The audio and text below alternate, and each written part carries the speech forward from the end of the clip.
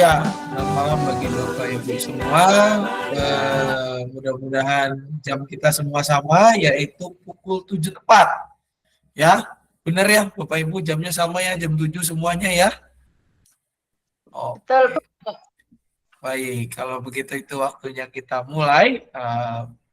Kita punya acara sersan pada kesempatan malam ini.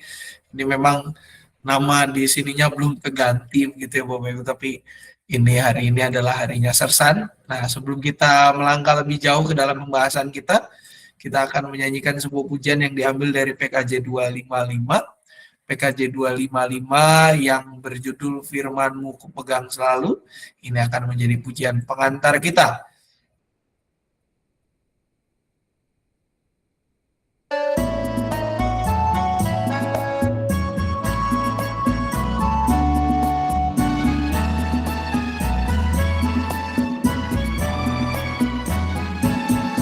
Firman-Mu ku pegang selalu, saat duka, saat senang, jalan hidup yang akan datang, tangan Tuhan yang memegang. Pencobaan menghimpit aku dan menjadi keluhanku. Firman-Mu ku pegang selalu, sayapmu tempat berteduh. Firman-Mu Tuhan ku pegang selalu, hilanglah keraguanku. Bila hatiku rasa susah, padamu aku berserah. Firman-Mu ku pegang selalu, maka amanlah jiwaku.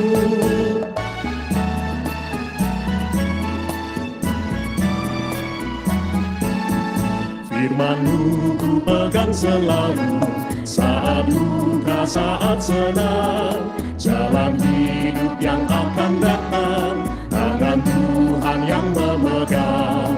Pencobaan menghimpit aku dan menjadi keluhanku. Firman-Mu ku pegang selalu, sayapmu tempat berteduh. Firman-Mu Tuhan ku pegang selalu, hilanglah keraguanku. Bila hatiku rasa susah, padamu aku berserah. Firman-Mu ku pegang selalu, maka amanlah jiwaku. Ya, sebelum kita bersama masuk kepada inti pembahasan kita malam hari ini, kita akan bersama berdoa. Dan pada kesempatan ini, saya minta dengan hormat untuk Ibu Retno Asih, tadi sepertinya ada, mohon bantuan untuk doa buka. Silakan Bu.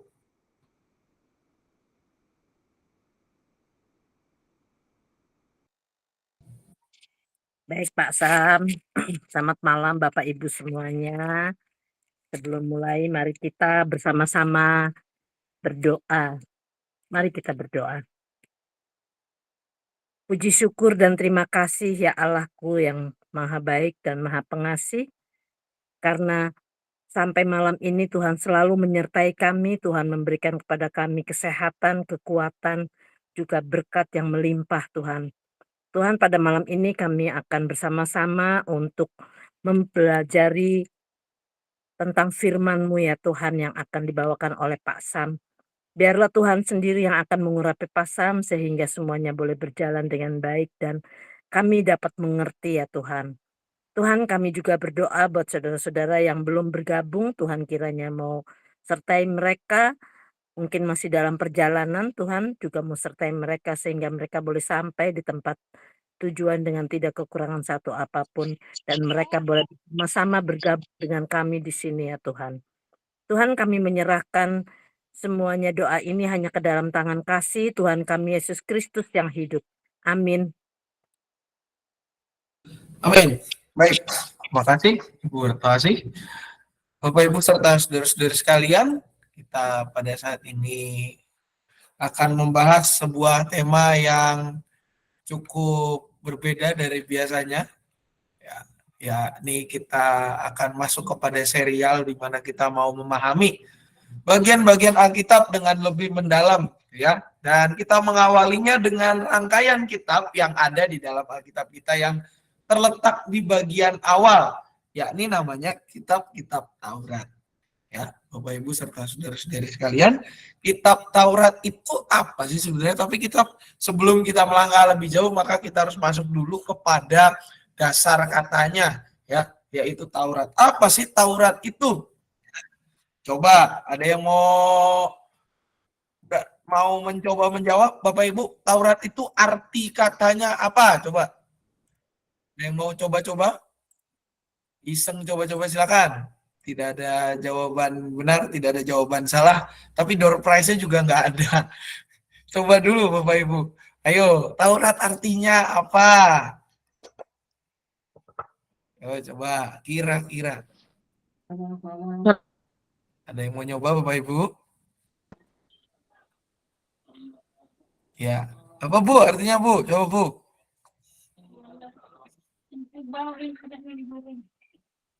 Perintah Tuhan. Oke, kita tampung dulu. Terima kasih Bu. Ada lagi yang lain? Ada yang mau nyoba? Ayo, Taurat artinya apa? Taurat. Yang lain coba. Taurat artinya apa? Ya, ternyata banyak yang bingung. Nah, Bapak Ibu serta saudara-saudara sekalian, Taurat itu artinya banyak. Yang pertama arti kata Taurat itu adalah perintah, ya.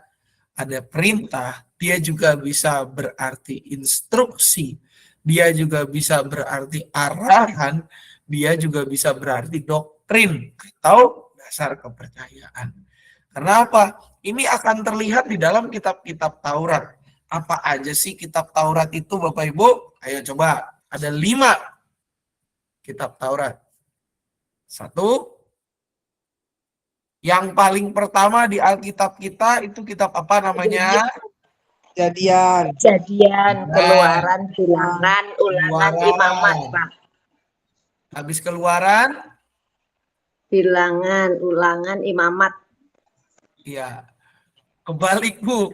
Habis Bilangan, habis kejadian. Oh ya benar, Kejadian, tapi ulangannya terbalik dengan Imamat. Maaf. Tadi Kejadian, Keluaran, Bilangan, Imamat, terakhir baru Ulangan, ya.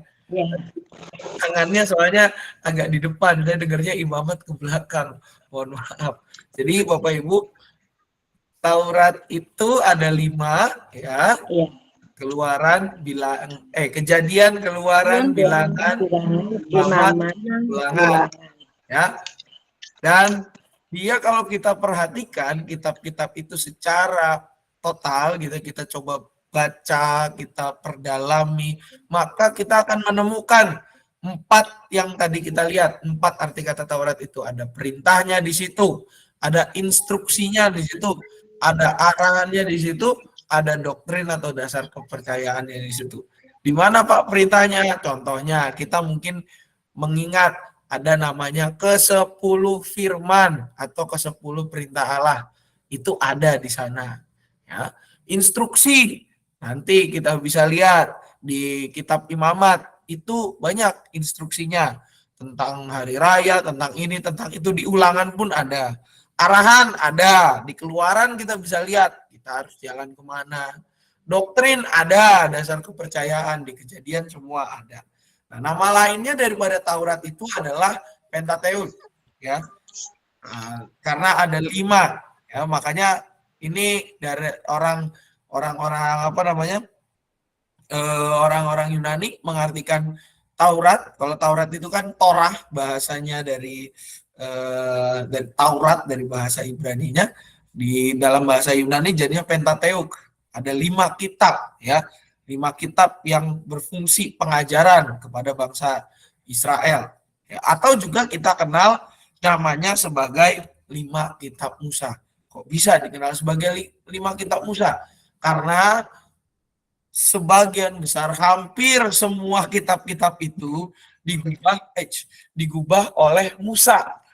Yang menyusunnya, yang menggubahnya itu adalah Musa. Ya. Dan ada sebagian kecil yang digubah juga oleh Yosua. Ketika Musa wafat atau di dalam bagian akhir itu kan di kitab Ulangan, ketika dikatakan tentang kematian Musa, masa Musa yang menulis begitu ya Bapak Ibu ya, tidak mungkin seorang yang telah meninggal menulis tentang dirinya sendiri. Maka para ahli mengatakan itu ditulis oleh Yosua. Yang mengantarkan setelah kitab Ulangan adalah kitab ... Setelah kitab Ulangan ada kitab apa Bapak Ibu?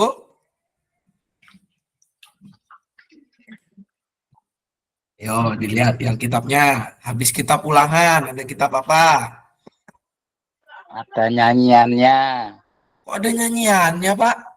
Iya, Kejadian, Keluaran, Imamat, Bilangan, Ulangan, Yosua, Hakim. Ini udah Yosua. Yosua, betul. Ya, habis Ulangan adalah apa? Yosua. Bapak Ibu tadi habis Ulangan adalah kitab Yosua. Yosua, seperti yang tadi dinyanyikan oleh Pak Puji ya. Yosua setelah kitab Ulangan. Kok bisa penempatannya di sana? Nah, itu nanti akan kita bahas gitu ya. Dan juga Bapak Ibu, karena ada masa di mana Israel itu dibuang ke tanah pembuangan mereka, setelah mereka sampai ke tanah perjanjian, mereka berkuasa menjadi kerajaan, tapi ada poin di mana mereka dibuang juga pada akhirnya. Nah, kitab-kitab itu menjadi tercecer gitu ya. Nah, pada saat Ezra menjadi pemimpin Israel kembali, gitu ya. Pasca pembuangan pada masa pemerintahan Kores kan di situ Kores menyuruh Ezra membawa orang-orang Israel itu kembali ke kampung halamannya. Nah, dalam perjalanan itu dan ketika Ezra juga mulai berusaha membangun bait Allah walaupun itu kurang berhasil, baru berhasil pada zaman Nehemia yang menjadi rombongan berikutnya, gitu ya. Dia menyusun kembali teks-teks kitab Taurat yang tercecer. Ya, saat mereka kembali, mereka mulai menyusun lagi teks-teks kitab Taurat yang tercecer dan juga apa? Mereka karena selain daripada tradisi tulisan di orang-orang Asia termasuk juga orang-orang Israel, itu ada sebuah tradisi namanya tradisi lisan, menceritakan yang juga nanti ada penekanannya di Ulangan 6 gitu ya. Bicarakanlah kebaikan Tuhan gitu ya, pada waktu kamu duduk, ketika kamu mau tidur, ketika kamu di ruang keluarga semua. Nah, itu juga disitulah ada peran-peran juga untuk menyusun kembali pengajaran dalam kitab Taurat. Nah, juga ada beberapa fakta menarik di dalam kitab Taurat ini ya. Ada beberapa, saya menulis kurang lebih ada 5 gitu ya. Yang pertama adalah kitab-kitab Taurat, kalau kita lihat Kejadian, Keluaran, Imamat, Bilangan, Ulangan, itu diambil dari kata awal di kitab tersebut. Ini fun fact-nya begitu ya, sebuah fakta menariknya. Bahwa kitab-kitab kita, kenapa namanya Kejadian, kenapa namanya Keluaran, kenapa namanya Imamat, kenapa namanya Bilangan, kenapa namanya Ulangan, itu disusun dari kata-kata awal di kitab tersebut. Ya, contohnya, yang pertama Kejadian. Kata pertama di dalam kitab Kejadian yang bahasa Ibraninya adalah Beresit. Ya. Beresit bara Elohim et hashamayim wa et haaretz. Itu adalah Kejadian 1 ayat 1. Ada yang mau coba baca Kejadian 1 ayat 1, apa bahasa Indonesianya? Itu tadi bahasa Ibraninya. Coba Kejadian 1 pada ayat 1. Pada mulanya apa? Allah menciptakan terang. Pada mulanya Allah menciptakan langit dan bumi. Nah, ya.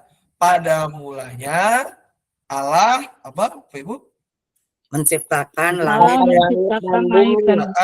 dan bumi ya. Pada mulanya Allah menciptakan langit dan bumi. Nah, Beresit itu artinya adalah pada mulanya, in the beginning. Ya. Kitab Kejadian. Makanya kenapa namanya Kejadian? Karena ini berkisah tentang pada mulanya, in the beginning. Bereshit bara Elohim et hasyamayim wa et haaretz. Kurang lebih cara bacanya gitu. Saya nggak terlalu bisa untuk bahasa Ibrani begitu ya. Nah, lalu yang berikutnya, Kitab Keluaran ya. Kitab Keluaran itu diambil dari kata kedua bahkan syamot ya. Wa ala syamot bene Israel habaim misraim ma'et misraimah et Yaakov ish uvetobau. Itu Keluaran 1 ayat 1. Siapa yang mau baca Keluaran 1 ayat 1? Ayo. Inilah nama para anak Israel yang datang ke Mesir. Bersama-sama dengan Yakub. Ya. Mereka datang dengan keluarganya masing-masing. Inilah nama. Ya. Kalau kita lihat artinya syafot itu artinya adalah nama-nama. Inilah nama-nama para anak Israel yang datang ke Mesir, Mitsraimah itu Mesir gitu ya. Wa ala syamot bene Israel habai Mitsraimah et Yaakov gitu ya. Kita mau. Inilah nama para anak Israel yang datang ke Mesir bersama dengan Yakub. Ya, kalau kita ingat kenapa Yakub bisa ada di Mesir, Bapak Ibu? Coba, ayo, kenapa Yakub bisa ada di Mesir? Dijual kakaknya. Yakub, kenapa Yakub bisa di Mesir? Apa? Yusuf. Karena kelaparan. Yakub bisa di Mesir? Karena dia pergi dari mertuanya teh. Pergi dari Kabur. Kok Yakub? Bentar. Yakub di Mesir karena pergi dari mertuanya. Kayaknya bukan. Karena kelaparan, Pak. Mengalami apa? Kelaparan. Siapa yang membawa Yakub dan anak-anaknya pergi ke Mesir? Yusuf ya. Jadi bukan karena diusir, tapi karena kelaparan. Ya. Tidak ada kedaulatan pangan. Kenapa, Pak Rudi? Tidak ada kedaulatan pangan. Tidak ada kedaulatan pangan. Oke, swasembada pangan, baiklah. Ya, itu asa kita zaman dulu swasembada pangan ya. Nah, jadi Bapak Ibu, kenapa bisa demikian? Itu kita harus baca satu halaman sebelumnya, sebelum Keluaran 1 ya. Di Kejadian yang pasal terakhir. Di situ kan ada cerita tentang Yusuf. Di bagian-bagian akhir kitab Kejadian itu kan berkisah tentang Yusuf yang dibuang, lalu Yusuf itu menjadi orang di Mesir, dia jadi tangan kanan Firaun dan sebagainya. Kelaparan melanda, tadinya ketemu dengan sanak saudaranya, sempat ya ada momen mengerjai sedikit di situ, tapi pada akhirnya Yusuf bilang, kalau kamu tidak membuang saya, mungkin kita semua akan kelaparan. Bangsa yang besar ini akan mengalami kelaparan. Gak akan lanjut umurnya. Nah, lalu bagian yang ketiga. Imamat. Dari kata aslinya adalah Waikra. Waikra el Moshe Waidaver. Yahweh itu tidak bisa dibaca. Ohel Mawat Lamor. Imamat 1 ayat 1. Coba. Imamat 1 ayat 1. Gimana isinya? Tuhan memanggil Musa. Tuhan memanggil Musa dan berfirman kepadanya dari dalam Tuhan mana? memanggil Musa dan berfirman kepadanya dari dalam kemah pertemuan. Tabernakel. Ya. Jadi ada kata di sini kan Me'ohel Mawat Lemor. Ya kan, Waidaber di situ ya. Me'ohel itu artinya adalah dari tabernakel. Tabernakel itu artinya kemah pertemuan. Ya, Moshe ya Moses atau Musa. Wayikra itu artinya memanggil. Jadi imamat itu artinya adalah memanggil. Nanti di dalam kitab ini banyak berisi tentang aturan-aturan bagaimana ibadah itu harus dilaksanakan, ya. Imamat, karena berbicara tentang panggilan sebagai imam, orang-orang yang dipanggil, dan sejenisnya. Lalu berikutnya, ada kitab bilangan. Ya. Bilangan itu, ini. Bilangan itu dari kata Bamidbar. Padang gurun Sinai. Bilangan, ya. Bilangan 1 ayat 1, ya. Kita cepat saja supaya saya tidak mengentot lidahnya ketika membicarakan bahasa Ibraninya yang sulit sekali dibaca ini, gitu ya.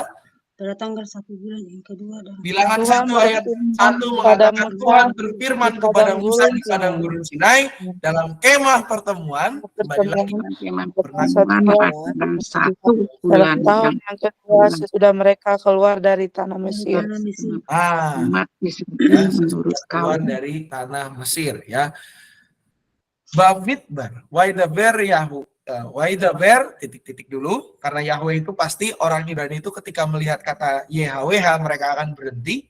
Waidaber El Moshe Bamidbar Sinai Ohol Mohammed Bahat Lahores Hasanit Basana Hasanit Astam Ma'aretz Mitzrayim Lemor. Mitzrayim kembali lagi Mesir di situ, ya. Ada kata Mitzrayim itu artinya Mesir, dan Bamidbar itu artinya adalah in the wilderness atau di padang gurun, ya, di padang gurun Sinai, padang gurun yang dekat dengan Gunung Sinai, ya, Bamidbar Sinai. Jadi kitab bilangan ini kemungkinan terjadinya itu pada saat penyusunannya itu, latar ceritanya itu sebagian besar ada di padang gurun, ya. Ketika mereka di padang gurun dihitung laskar Israel, ketika lagi di padang gurun laskar Israel itu dihitung. Dan memang kitab ini juga banyak berisi tentang angka-angka. Dan yang terakhir adalah ulangan, ya. Ulangan di sini Devarim. Ulangan itu artinya bukan kita kayak anak-anak, ya. Ya ini kitabnya isinya ulangan semua, SKKM-nya berapa gitu, ya. Bukan itu. Itu salah arti. Ulangan itu lebih ke nomor 2 dari ujung. Repetisi, ya. Artinya adalah repetisi. Bukan artinya ulangan kayak anak-anak sekolah, kamu ulangan dulu sini gitu, ya. Ada remedi. Kalau habis kitab ulangan berarti ada kitab remedial dong, Pak. Bukan itu artinya. Ulangan itu artinya adalah sebenarnya dalam bahasa aslinya dia gitu, ya. Pengulangan, pengingatan kembali, ya, Devarim. Ya, perkataan-perkataan yang diucapkan Musa kepada seluruh orang Israel di seberang sungai Yordan, di padang gurun, di Arava Yordan, di tentangan Suf antara Paran dengan Tofel, Laban Hazerot, dan di Zahab. Nama tempatnya di Zahab, gitu, ya. Bahwa ulangan dengan dari kata hadvarim itu artinya adalah kata-kata, perkataan-perkataan. Nah, kenapa dikatakan perkataan-perkataan? Karena kalau kita lihat nanti setelah kitab ulangan adalah kitab Yosua. Dan di dalam kitab ulangan ini adalah perkataan-perkataan terakhir Musa, di mana kitab ulangan ini adalah kitab yang memuat tentang juga bagaimana Musa dikuburkan. Ya, di seberang sungai Yordan, di situ dikatakan oleh Devarim, Asher di Bermoshe, ya, perkataan yang dilakukan oleh Musa, dikatakan Musa, Ekhal Israel di seberang sungai Yordan, Befarhadar dan Bamidbar Bafara, Mol Suf ben Paran, Ufen Tofel dengan Tofel, Lawan Wakat Seret, Widi Zahab, ya. Di Zahab, itu di Zahab itu nama tempat. Itu ada di ulangan 1 ayat 1. Nah, sekarang rekan-rekan, Bapak Ibu serta saudara-saudara sekalian, kita akan masuk kepada satu persatu kitabnya. Ya, kita mau coba lihat sedikit saja bagaimana konteks masing-masing kitab ini. Yang pertama kita awali dulu dari Kejadian. Ya. Kejadian ini merupakan kitab pembuka. Ya. Pada mulanya, Bereshit, bara Elohim, et hasamoim, wa et haaretz. Pada mulanya, Allah menciptakan langit dan bumi. Titik. Itu adalah kunci kita memahami kitab Kejadian. Karena apa? Di dalam kitab Kejadian ini, yang dijelaskan adalah tentang bagaimana asal-usul Israel. Ya. Asal-usul Israel sampai ketika mereka bermukim di Mesir. Pada mulanya. Ya. Menjelaskan tentang siapa Israel. Dari mana asal mula mereka. Kenapa yang ditaklukkan adalah tanah Kanaan? Di sini jawabannya ada semua, Bapak Ibu. Kalau kita perhatikan, itu adalah perkara yang terjadi pasca yang namanya air bah. Ya. Kenapa yang ditaklukkan tanah Kanaan, bukan tanah yang lain? Emang Tuhan kurang tanah apa? Kok namanya tanah Kanaan? Nah, ini menarik sekali di sini, di kitab Kejadian. Kita bisa baca di Kejadian 9, ya, kalau Bapak Ibu memegang Alkitab, Bapak Ibu bisa buka Kejadian 9. Kejadian 9 di ayat 25. Di situ ada penjelasan. Mengapa tanah yang ditaklukkan oleh orang Israel di dalam kitab Keluaran adalah tanah Kanaan, bukan tanah yang lain. Kenapa nggak namanya tanah Cicurug gitu ya? Kenapa nggak namanya tanah apa gitu? Kenapa harus tanah Kanaan? Penjelasannya ada di situ.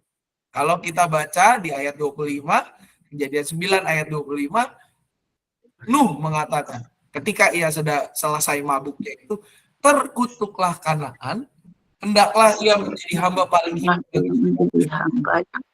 hina. Dan Kanaan itu Bapak Ibu adalah cucunya Nuh kalau kita perhatikan. Karena apa? Kita bisa lihat di ayat 22 pasal yang sama. Maka Ham, bapak Kanaan itu melihat aurat ayahnya lalu diceritakannya kepada kedua saudaranya di luar. Kejadiannya ada di dalam ayat 19 sampai dengan 21. Karena Nuh selain menjadi petani, dia juga menjadi bapa dari kebun anggur, ya.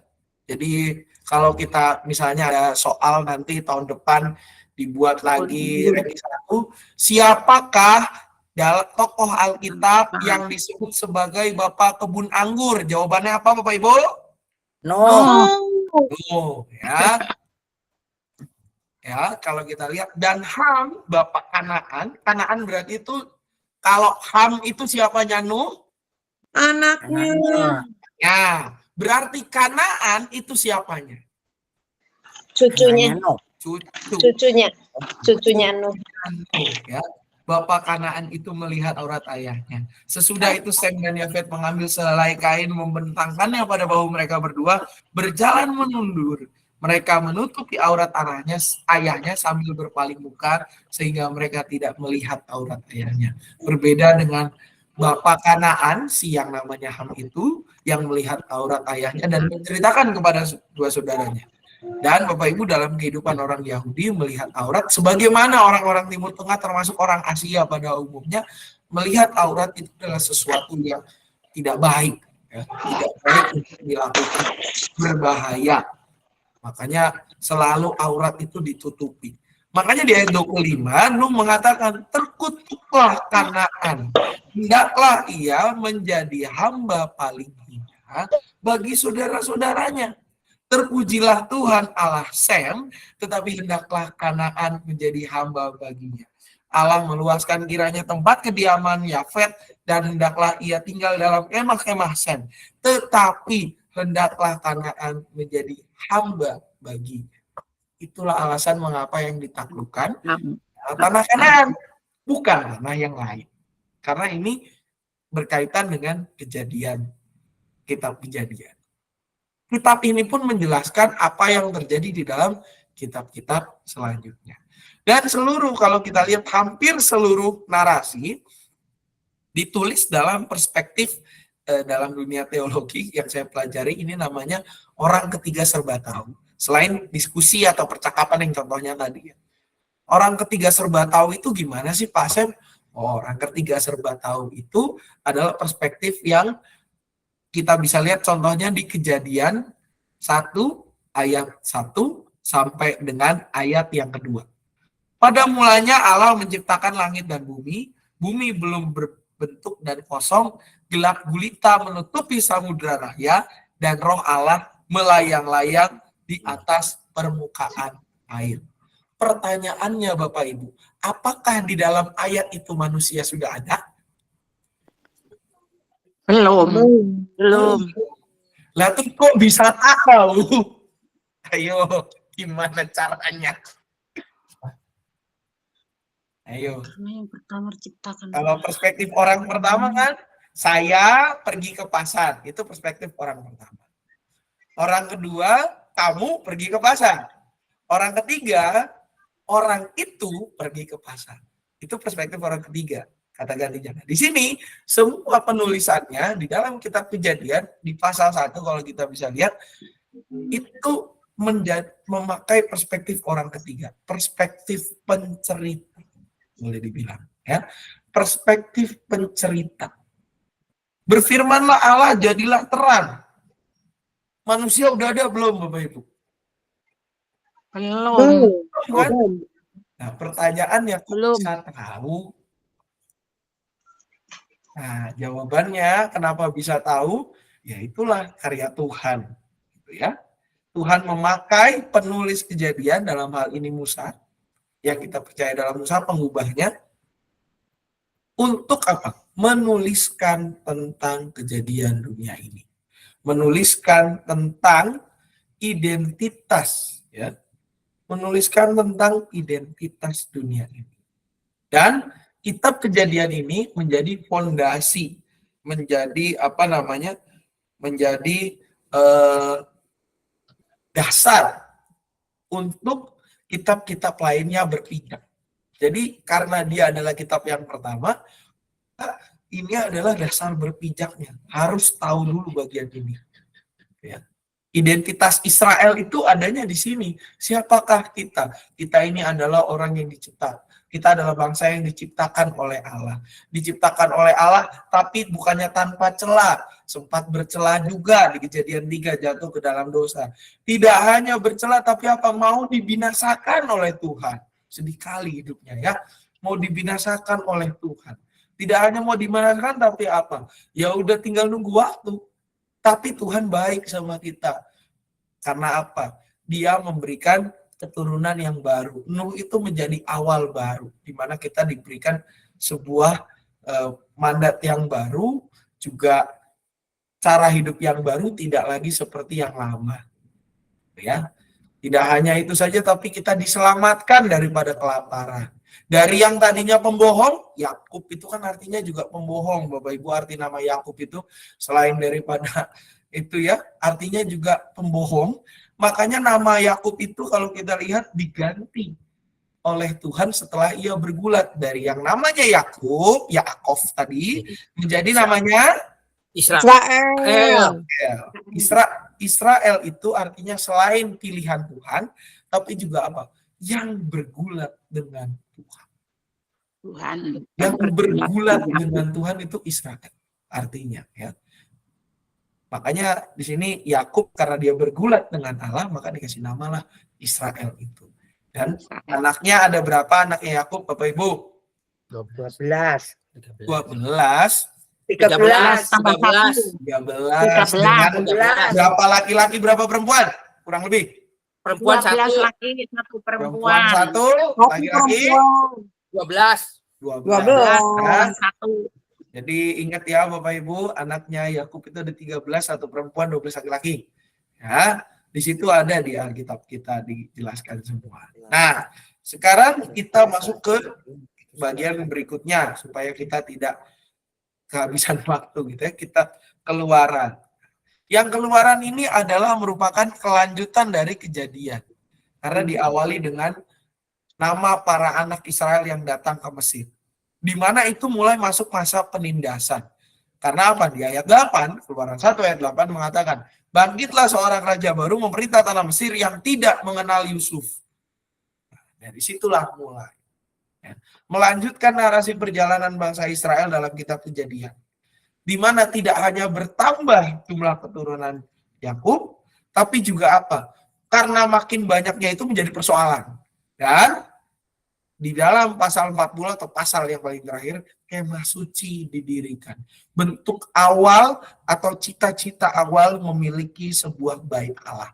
Diawali dari kemah suci. Yang namanya tabernakel itu. Kemah pertama. Ya. Nah, ide pokok dari kitab Keluaran ini adalah bagaimana bangsa Israel dipimpin oleh Tuhan. Dari yang tadinya bangsa tertindas, yang pindah jadi bangsa migrasi gitu ya, karena mereka tidak di tanah mereka, menjadi bangsa yang dipimpin oleh Tuhan ke tempat terjangkau. Tidak hanya sekedar dipindahkan oleh Tuhan, tapi apa? Identitasnya dirubah. Dari yang tadinya di bawah kekuasaan orang, menjadi bangsa yang fully independent. Atau kita pakai bahasanya adalah merdeka seutuhnya. Makanya di dalam kitab Keluaran ini Bapak Ibu, selain kita bisa membaca perjalanan bangsa Israel yang naik turun, hari ini tobat, besok kumat, besoknya lagi tobat, lusanya sudah kumat, kayak gitu aja terus gitu ya. Tapi juga apa? Kita bisa lihat bagaimana Tuhan membentuk undang-undang dasar bagi umat Israel pada saat itu, yaitu ke-10 firman yang menegaskan bahwa bangsa Israel bukan di bawah kepemimpinan manusia, tetapi dia adalah bangsa yang teokratis, artinya dipimpin oleh Tuhan. Ya. Itu kitab Keluaran. Nah, bagaimana dengan berikutnya tentang imamat?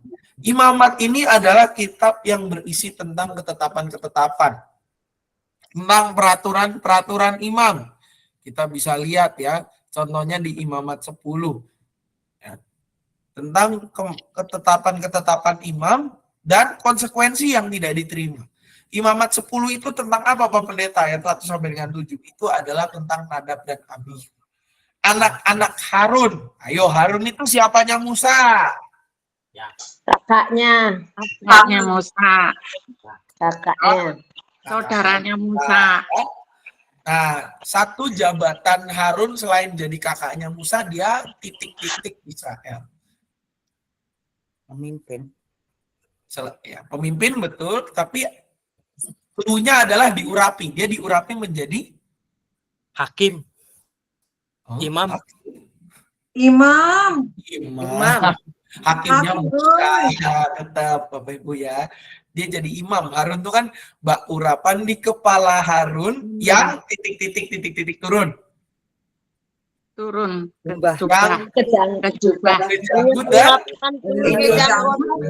lagunya ya, lagunya seperti itu, dan di Mazmur seperti itu. Oh, betapa indahnya Mazmur 133 kalau nggak salah. Mazmur 133 ya. Nah, Nadab dan Abihu ini siapa? Anak-anak Harun. Mereka kan jadi apa ya, pemimpin ibadah gitu ya. Pada saat itu dia mau menaruh ukupan, mau mempersembahkan di hadapan Tuhan, tetapi apa? Api yang tidak diperintahkan oleh Tuhan itu yang dipersembahkan oleh mereka. Nah, konsekuensinya apa? Konsekuensinya adalah mereka mati. Ya. Kalau peraturan-peraturan yang Tuhan tetapkan itu tidak dilakukan di dalam kekudusan, konsekuensinya sudah selesai, alias game over. Ya. Dan di kitab Imamat ini juga Bapak Ibu, ini menyusun pola hidup bangsa Israel secara keseluruhan. Baik imam, para imam, ataupun para awam. Ya. Termasuk untuk peraturan terkait dengan persembahan, terkait dengan korban, terkait dengan najar, gitu ya, nazar pakai Z ya, bukan pakai S-nya double, nazar. Ya, yang ada di Imamat 27 itu diatur di sini semua, bagaimana nazar khusus kepada Tuhan dan segala sesuatunya gitu ya. Dan juga Bapak Ibu, di kitab Imamat ini kalau kita lihat ide umumnya, ide pokok yang mendasarinya adalah Tuhan itu ingin loh sebenarnya hidup dekat dengan ciptaannya. Salah satunya juga dengan bangsa pilihannya yang adalah ciptaannya. Di mana kedekatan itu harus dicerminkan juga, direspon oleh manusia dengan kesalehan serta kesucian hidup. Karena apa? Mereka telah dipilih Allah dan mereka telah dijadikan yang kudus oleh Tuhan. Makanya sebagai bangsa pilihan Allah, mereka harus hidup kudus, menjaga kekudusan di dalam Tuhan. Kalau tidak menjaga kekudusan, ya sudah, mereka dikeluarkan dari persekutuan atau ya bahasa kasarnya check out gitu ya Bapak Ibu ya di imamat itu. Apalagi untuk para imam harus benar-benar menjaga kekudusan. Karena ada yang namanya kalau di dalam peribadahan Israel itu ada namanya ruang maha kudus. Ya. Tempat di mana Allah hadir berjumpa dengan para imam, disitulah ruangannya. Dan berikutnya kitab Bilangan. Ya.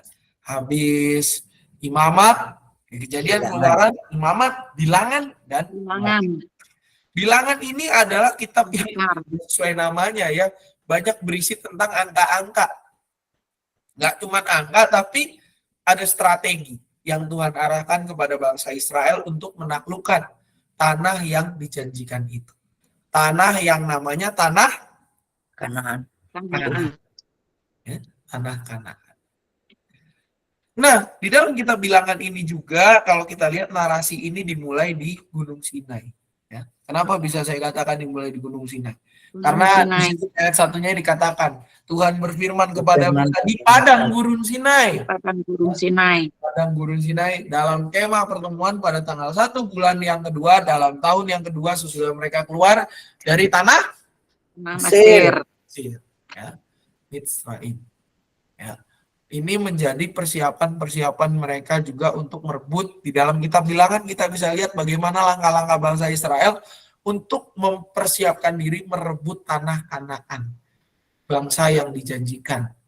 Yang mana ini menggenapi, boleh dibilang ketika tanah Kanaan itu ditaklukkan, ini menggenapi nubuat dari Nuh ya, kepada Kanaan. Dan secara umum, kitab Bilangan ini menjadi kitab yang klimaks dari pencapaian Israel, di mana ini adalah penaklukan. Dan poin-poin yang terdapat dalam Keluaran dan Imamat dirangkum di dalam kitab Bilangan ini. Ya. Dan kita sampai pada kitab Ulangan. Nah, kitab Ulangan ini menjadi kitab yang spesial, Bapak Ibu. Di dalam seluruh rangkaian rangkaian kitab Taurat, maka kitab Ulangan ini adalah kitab yang spesial. Kenapa menjadi kitab yang spesial? Karena dia adalah kitab terakhir ya dalam susunan Taurat. Ini adalah kitab perpisahan. Di awalnya Lembaga Alkitab Indonesia Ulangan 1 memberikan judul Musa meriwayatkan pengalaman di Gunung Horeb. Inilah perkataan-perkataan yang diucapkan Musa kepada seluruh orang Israel di seberang Sungai Yordan. Udah menjelang masuk lah mereka ini ya. Ini menjadi kitab perpisahan. Karena apa? Bapak Ibu, coba kita tebak-tebakan lagi sama saudara-saudari. Musa itu masuk atau tidak ke tanah Kanaan? Tidak masuk. Tidak. Masuk, ya. Tidak. Kenapa Musa tidak masuk? Jawabannya adalah Gara-gara mukul air. nah, mukul air atau mukul batu, Bang? Mukul batu. Keluar air. Batu di nama tempatnya apa? Coba Bapak Ibu ada yang ingat? Apa ya? Apa ya? Meriba ya. Meriba. Masa dan Meriba. Meriba. Ya. Masa dan Meriba ya. Di situ juga Masa dan Meriba artinya adalah masa itu masah. Ya, itu adalah sebuah lokasi yang dalam bahasa kalau orang Israel itu kan suka membuat segala sesuatu itu bermakna gitu ya. Kayak contohnya Bet-El. Tempat namanya Bet-El artinya bait Allah. Bet-El itu kan rumah Allah, Bet-El. Bet-El ya. Nah, masa ini artinya adalah menguji, mencoba, pencobaan. Meriba itu artinya berperkara. Nah, di masa dan meriba itu karena terjadi kekurangan apa Bapak Ibu? Air, Pak Sam. Kekurangan air ya, sumber air sejauh jadi bangsa Israel itu melakukan kebiasaan yang paling umum mereka lakukan, yaitu Bersungut-sungut. Bersungut-sungut kepada Musa ya, padahal Tuhan itu menyuruh Musa itu cuman ngomong kan, bukan untuk mengetok. Musa melanggar. Disitulah Tuhan melihat, aduh, Musa ini terlalu temperamental. Ya, karena dia terlalu temperamental, Tuhan merasa kayaknya, dan juga sudah mulai usia ya, Musa sudah mulai termakan usia juga. Harus ada pemimpin baru yang memimpin bangsa Israel menggantikan Musa. Masuk ke tanah perjanjian. Orang yang jauh lebih optimis, orang yang jauh lebih tenang. Makanya ketika kita lihat bagaimana Yosua dipilih, selalu dikatakan di Yosua 1 kan, kuatkan dan teguhkanlah hatimu. Ya, kuatkan dan teguhkanlah hatimu. Karena apa? Karena Yosua ini orang yang optimis, namun karena dia melihat bagaimana Musa memimpin gitu ya, aduh ini kayaknya susah kalau memimpin bangsa yang tegar tengkuk ini. Jadi agak ada gemetar juga. Makanya Musa mengatakan kuatkan dan teguhkan hatimu. Ya, berpeganglah teguh, jangan goyah. Ya. Dan juga apa? Yosua ini adalah salah satu mata-mata yang mengatakan kita akan menang melawan Kanaan. Yosua bin Nun. Ya. Nah, kembali lagi ke kitab Ulangan. Ya, kalau kita melihat kitab Ulangan, maka juga kata Ulangan tadi artinya adalah repeat, to remember once more time. Mengingat dan mengulangi dan mengingat kembali apa saja yang telah mereka alami di dalam perjalanan menuju tanah perjanjian itu. Dan di sini juga ada di-spill ke peralihan kepemimpinan dari Musa menuju Yosua. Makanya dalam kitab Ulangan ini tidak hanya Musa yang mengarang sendiri. Karena apa? Kalau kita buka Ulangan 34 di situ ada kematian Musa ditulis dalam perspektif orang ketiga serba tahu. Ya. Di ayat 5 dikatakan lalu matilah Musa hamba Tuhan itu di sana di tanah Moab. Sesuai dengan firman Tuhan. Kalau dibilang ini adalah kitab Musa, yang nulis masa Musa sendiri, nggak mungkin kan Bapak Ibu. Ini adalah bagian dari Yosua. Yosua yang menulis di situ. Matilah Musa hamba Tuhan itu di sana di tanah Moab dan dikuburkannya dia di suatu lembah di tanah Moab di tentangan Bet Peor dan tidak ada orang yang tahu kuburnya sampai hari ini. Musa berumur 120 tahun ketika ia mati. Matanya belum kabur dan kekuatannya belum hilang. Ini perspektif orang ketiga serba tahu, seperti seorang pencerita. Perspektif orang ketiga. Dan di dalam kitab Taurat, perspektif orang ketiga ini menjadi key, menjadi kunci. Bahkan di seluruh kita punya kitab-kitab dalam Alkitab. Rata-rata penulisannya dilakukan dalam gaya orang ketiga serba tahu. Dan di dalam kitab Ulangan ini kembali satu pesan yang ditegaskan, yaitu Israel adalah bangsa yang teokratif, berada di bawah kepemimpinan Tuhan. Oleh karena mereka di bawah kepemimpinan Tuhan, maka mereka harus menjaga kesucian hidup dalam keseharian mereka. Nah, setelah kitab Ulangan, maka tidak ada kitab tambahan lagi di Taurat, yang ada kita masuk kepada Yosua, yang menjadi bagian dari kitab-kitab sejarah. Oleh karena itu ada beberapa hal yang bisa kita simpulkan. Yang pertama Bapak Ibu, kitab Taurat dan kitab-kitab lainnya kalau kita perhatikan, ini adalah saling terkait dan terikat. Tidak bisa kita hanya membaca Keluaran tanpa membaca Kejadian. Tidak bisa kita membaca Ulangan tanpa membaca Imamat. Tidak bisa kita membaca Bilangan tanpa membaca yang lain-lain. Karena apa? Taurat ini menjadi media yang digunakan oleh bangsa Israel untuk memaparkan asal-usul mereka. Identitas tentang umat Allah, identitas tentang bagaimana kok Israel ada sukunya 12. Itu semua ada di kitab Taurat. Tentang yang haram dan yang tidak haram, ya. Tentang halal dan tidak halal, makanan yang diperkenankan dan tidak diperkenankan, adanya di sini semua. Dasar berpikirnya dari mana, ada di situ semua. Kenapa orang-orang kalau orang Israel itu ya Bapak Ibu di kitab Yahudi itu saya pernah bikin, kebetulan ini jadi tugas kuliah saya waktu itu, tugas presentasi kelompok, ada aturan tentang kalau orang habis melahirkan itu harus berapa hari di rumah. Itu ada di dalam kitab Taurat ini gitu ya. Kenapa? Karena ternyata mereka sudah mempertimbangkan aspek medis yang ada pada saat itu, dan sampai saat ini juga masih cukup relevan apa yang dikatakan di dalam saya lupa di Bilangan atau di mana gitu.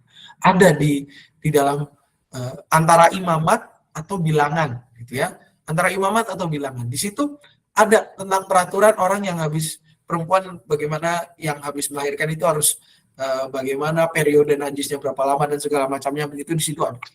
Ya, itu merupakan bagaimana cara bangsa Israel mengatur dirinya untuk memperlihatkan bahwa mereka ini adalah bangsa yang suci. Dan kalau kita bawa pemaknaan ini, maka Israel yang dimaksud bukan tertunjuk pada Israel yang sekarang masuk berita itu, bukan tertunjuk kepada mereka, karena mereka sudah berubah dari bangsa yang teokratis sudah menjadi bangsa yang demokratis, begitu ya. Ada parlemennya yang namanya Knesset, dan juga ada perdana menterinya, ada presidennya, gitu ya. Berbeda dengan Israel yang ada di Alkitab yang adalah bangsa di bawah kepemimpinan Tuhan. Nah, jadi kepada Israel yang mana? Ini ditunjukkan kepada Israel yang dimaknai secara baru, yaitu umat pilihan Allah. Mereka yang bergumul dan bergulat bersama dengan Allah, yaitu setiap kita yang mengaku percaya kepadanya. Ya. Makna kata Israel kan seperti itu, Bapak Ibu. Dan juga kitab Taurat ini menjadi dasar pengajaran yang dipakai Yesus dalam pengajarannya. Tentang kasih, ke-10 firman, ada di Bilangan, ada di Ulangan. Tentang Shema Israel, Ulangan 6, hai Israel dengarlah. Itu sesuatu yang ada di dalam kitab Taurat, ya, Shema Israel, dengarlah. Hai orang Israel, Tuhan itu Allah kita, Tuhan itu esa. Kasihilah Tuhan Allahmu dengan segenap hatimu, dengan segenap jiwamu, dan dengan segenap kekuatanmu. Ulangan 6. Termasuk yang dikatakan oleh Tuhan Yesus, kasihilah sesama manusia, itu ada di Imamat. Ya. Apa yang kuperintahkan kepadamu hari ini haruslah engkau perhatikan. Mengajarkannya berulang kepada anak-anakmu, membicarakannya apabila engkau duduk di rumahmu, sedang dalam perjalanan, berbaring, bangun. Haruslah mengikatkannya pada tanganmu, jadi lambang di dahimu, menuliskannya pada tiang pintu rumahmu dan pada pintu gerbangmu. Itu ada di semuanya di Ulangan yang menjadi dasar fondasi kehidupan kita sebagai umat percaya. Di semuanya ada di kitab Taurat. Karena apa? Kitab Taurat kalau kita baca, kalau sekali baca, maka kita akan melihat kitab ini kok ribet banget sih. Banyak banget peraturannya. Tapi kalau kita lebih dari sekali baca, 2 kali, 3 kali, 4 kali, kita ulangin baca, maka kita akan menemukan bahwa Tuhan membuat itu bukan untuk mempersulit hidup itu. Semangat Tuhan menghadirkan hari Sabat, menghadirkan ke-10 firman. Itu semangatnya adalah supaya kita hidup kudus. Karena apa? Karena kita adalah umat yang dipilih oleh Allah, orang-orang yang telah dikuduskan. Itu materi kita untuk kesempatan ini, Bapak Ibu serta saudara-saudara sekalian. Barangkali ada yang mau ditanyakan, dipersilakan. Pasam mau nanya, boleh. Koiman, gimana? Itu Pasam, itu bangsa Yahudi itu sebelum ke tanah Kanan, mereka tinggalnya di mana itu? Bangsa Yahudi sebelum ke Mesir. Sebelum ke Mesir. Iya, itu mereka sekarang itu udah adanya di mana kalau sekarang tuh jadi daerahnya itu? Kalau sebelum ke Mesir itu kita bisa lihat di kitab Kejadian itu kok, bahwa mereka sebelum ke Mesir itu kan Tuhan menuntun Abraham, ya, menuntun Abraham di mana Abraham itu kan berjalan, lalu juga istilahnya dia sampai ke satu titik di daerah Mamre dekat Sodom dan Gomora gitu ya, lalu di situ Tuhan juga sampai ke daerah Betel. Kalau di dalam peta sekarang, maka kemungkinan orang Israel pada masa itu ya, yang merupakan keturunan Abraham itu mungkin kurang lebih posisinya ya masih di sekitar situ juga sih kok, tapi udah agak ke mungkin daerah Irak-Iran sih. Iya, Irak. Iya. Daerah Irak-Iran, Mesopotamia. Di Irak. Kurang lebih ya. Jadi daerah Irak-Iran, ya masih di daerah Timur Tengah juga sih gitu ya. Kasdim itu Terus kan, Pak Sam, satu lagi. ya, gimana Itu kok? waktu Tuhan menciptakan Adam dan Hawa, itu bangsa apa itu berarti pertama kali itu ada itu? Wah, ini pertanyaan yang menarik. Bangsa apa yang manusia, pertama Pak kali Iman. ada? Pak Kalau Dokter, kita- bangsa manusia. Bangsa manusia. Kalau kita lihat penciptaan manusia di dalam Kejadian itu kan ada 2 pasal, ya. Ada Kejadian 1 dan ada Kejadian 2.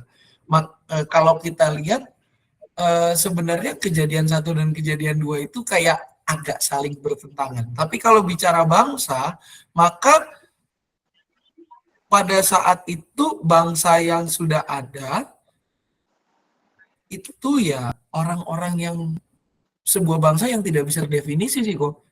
Karena kalau kita lihat di dalam Kejadian 6 setelah ketika Tuhan mau menurunkan air bah gitu ya, pasca Kain dan Habel, itu ada istilahnya di dalam Kejadian 6 ayat 1, ketika manusia itu mulai bertambah banyak jumlahnya di muka bumi dan bagi mereka lahir anak-anak perempuan, itu ada bahwa orang-orang kenamaan, di mana mereka itu adalah orang-orang raksasa di bumi gitu ya. Di sini tidak didefinisikan bangsanya bangsa mana, dari mana memang tidak tertulis, tetapi ini adalah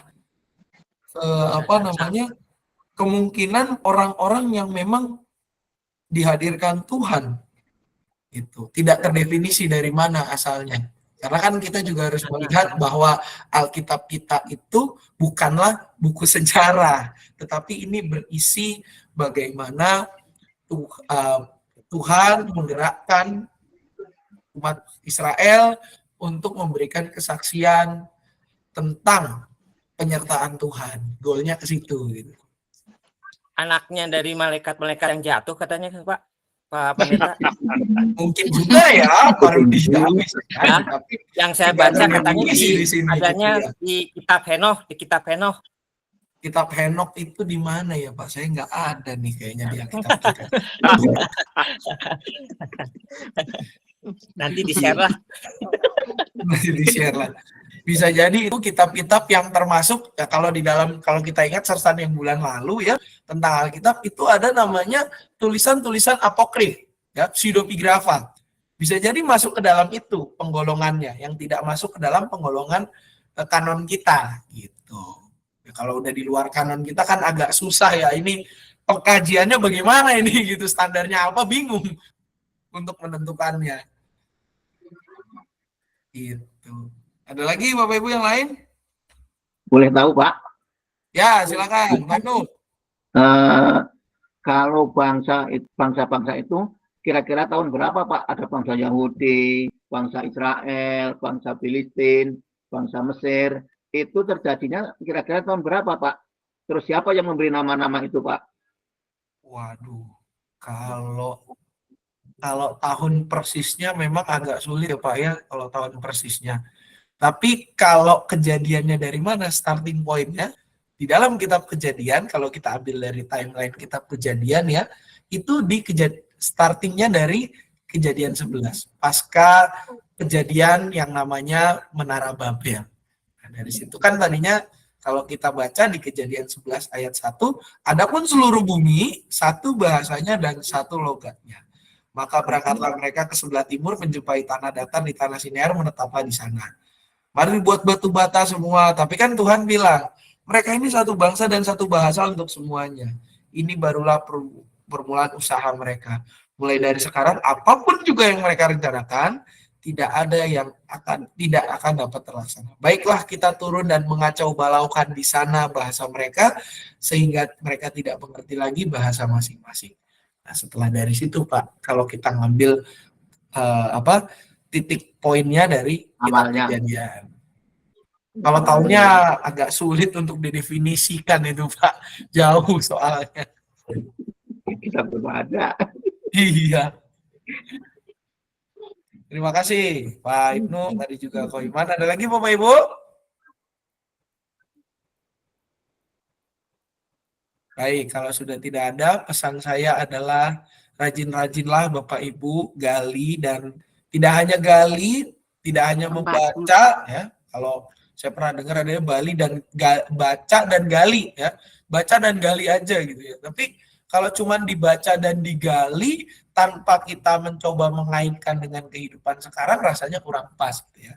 Maka pesan saya Bapak Ibu, ketika kita membaca firman Tuhan, maka seperti yang dikatakan juga dalam liturgi kita, berbahagialah mereka yang membacanya dan juga memeliharanya.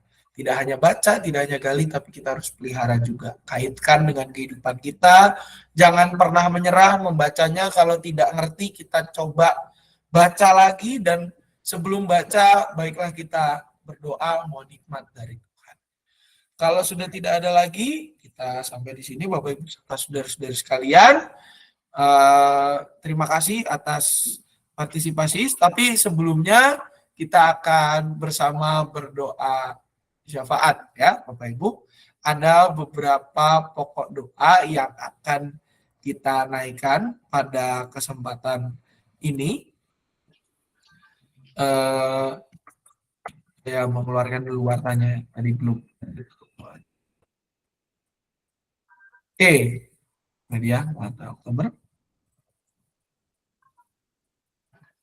15. Oke, warna kita mana? Ya, beberapa pokok doa syafaat kita Bapak Ibu bisa dilihat di screen layar kita. Adakah yang mau ditambahkan dari pokok-pokok doa ini, Bapak Ibu?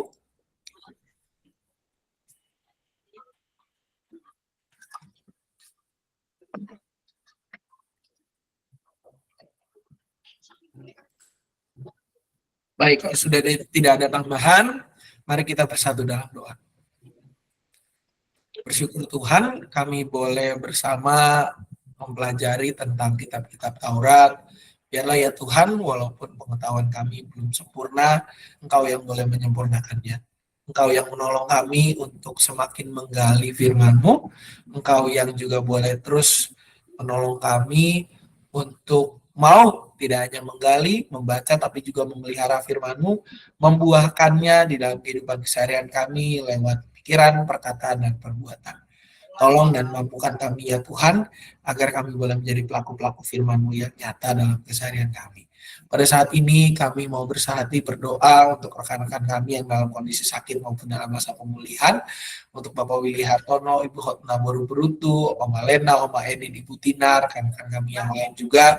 Tuhan sertai, Tuhan berkati mereka. Mereka juga yang di dalam pergumulan terkait pekerjaan, masa depan, pendidikan, Tuhan juga yang atur kehidupan mereka, dan biarlah kami menjadi pembawa terang kasih-Mu kepada mereka. Kami pun mendoakan bangsa dan negara kami ya Tuhan, di dalam segala kondisi yang terjadi. Biarlah ketika tahun depan diadakan pesta politik, biarlah segala sesuatu yang terjadi hanya seturut dengan kehendak saja. Kami pun menyerahkan diri kami masing-masing dalam tangan pemeliharaan-Mu. Jadilah pada kami seturut dengan kehendak-Mu saja. Dalam nama anak Tuhan Yesus Kristus kami berdoa. Amin. Bapak Ibu serta saudara-saudara sekalian, acara sersan kita sudah selesai. Barangkali ada pengumuman untuk ya silakan Mbak Dian. Selamat malam Bapak Ibu semuanya. Suara saya terdengar? Masuk Kak. Terdengar. Ya, shalom Bapak Ibu, semoga semuanya dalam keadaan yang baik, sehat, dan penuh sukacita. Saya ingin mengingatkan kembali untuk kegiatan bulan keluarga di hari Sabtu ini akan ada seminar yang akan kita adakan di BPK Penabur Cicurug tempatnya di Aula hari Sabtu 21 Oktober 2023 pukul 6 sore sampai selesai dengan tema Toxic Parent versus Toxic Kids ya. Jadi jika Bapak Ibu yang tertarik untuk mengikuti seminar ini boleh datang. Pembicaranya juga adalah seorang psikolog ya Bapak Ibu. Jadi bisa konsultasi, bisa beraktivitas juga. Nanti akan ada aktivitas dengan narasumbernya yaitu Ibu Andina Prameswari, psikolog. Juga untuk hari Minggu kita akan ada lomba karaoke keluarga bagi Bapak Ibu yang ingin mendaftarkan keluarganya, boleh langsung daftarkan, boleh WA ke saya atau tanya ke Pak. Boleh langsung daftarkan pesertanya minimal 3 orang, maksimal 8 orang. Akan ada 2 lagu pilihan dan akan diundang ke grup terpisah untuk peserta. Saat ini sudah banyak peserta yang ikut, tapi kami masih membuka pendaftaran. Baik, begitu saja Pak Sam. Terima kasih Bapak Ibu. Selamat malam. Ya, tanggalnya salah ya Bu Ata. Kenapa Cimel? Tanggalnya 23, Minggu 23 sih. 23. Oh, salah 22. Kelebihan sehari, Ci. Ketikannya ini kelebihan sehari. Saya hari Senin Pak. 22 ini kelebihan sehari. Kemarin yang ngetik wartanya tangannya salah turun. Pikir saya hari Senin pas upacara penabur. Wadaw. Enggak, hari Minggu. Ini salah ketik kemarin. Turun jarinya keliru. Ya jadi 23, harusnya 22 ini Minggu 22. Terus juga tanggal 29 ada lomba. Terus catatan sipil massal.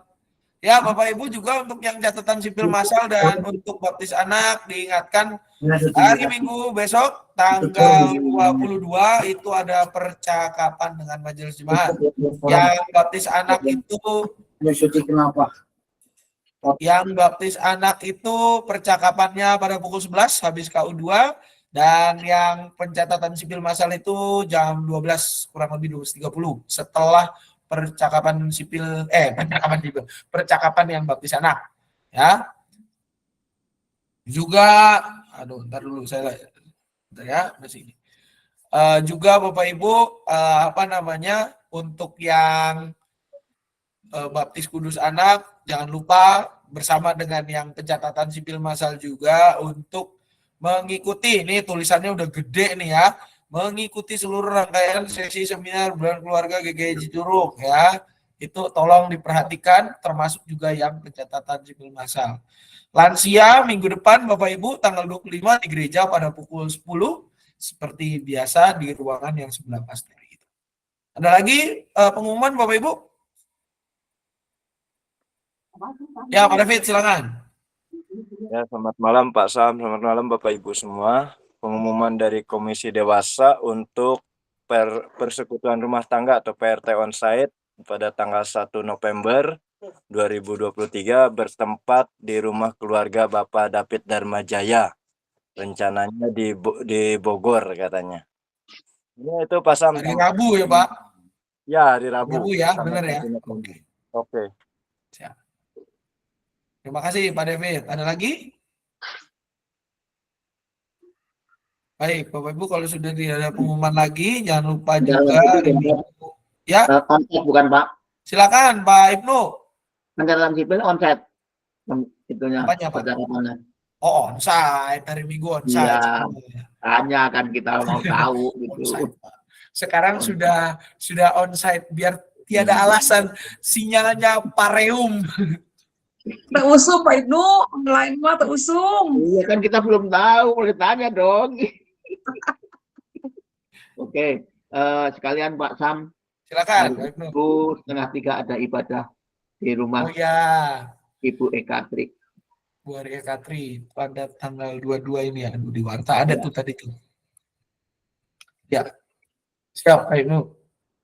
Terima kasih. Jam 2:30 ya Pak ya di Kriya Benda ya? Ya, Kriya Benda asli. Pasang rakor, pasang. Kenapa Ci? Pengumuman rakor. Rakor tanggal 5 November. Sebentar, ini saya satu-satu dulu ya Ci ya. Nah ini dia tayangannya tadi ketutup soalnya. Ya, untuk yang ibadah syukur pengenangan ini tanggal 14.30 di Gereja Benda Asri Blok AB nomor 19, Bapak Ibu seluruh umat diundang untuk hadir dalam ibadah ini. Lalu juga untuk rakor, ya rakor mana nih kok rakor hilang. Ada kok kemarin. Nah, rakor tanggal 5 November pukul 11 hari Minggu. Laporannya paling lambat ditunggu pada tanggal 27 Oktober. Mohon masing-masing BPJ ini ya istilahnya memperhatikan dan mengirimkan laporannya sebelum tanggal 27 Oktober 2023. Itu Gmail. Sip, Pak. Sip. Oke. Baik, Bapak Ibu, kita cukup. Ya, Ci. Nah, Pak Ibu itu bikin laporan. Oke. Baik, Bapak Ibu, kalau sudah cukup tidak ada lagi, dengan demikian sersan kita sudah selesai. Terima kasih atas kebersamaan Bapak Ibu semua. Minggu depan kita akan persekutuan lansia secara onsite pada pukul 10 pagi. Dan kiranya apa yang kita pelajari boleh menjadi berkat bagi kita semua. Selamat malam, selamat beristirahat. Tuhan Yesus memberkati kita semua. Selamat malam Pak Sam. Selamat malam Bapak Ibu semua. Tuhan Yesus memberkati. Terima kasih Pak Sam. Selamat malam semuanya.